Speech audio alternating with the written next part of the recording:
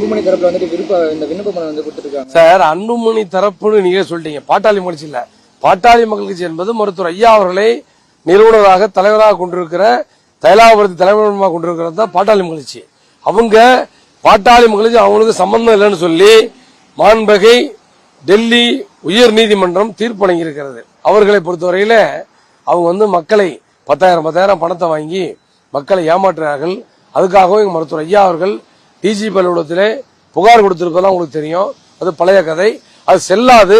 மக்கள் ஏமாற வேண்டாம் என்பது எங்களுடைய கருத்து.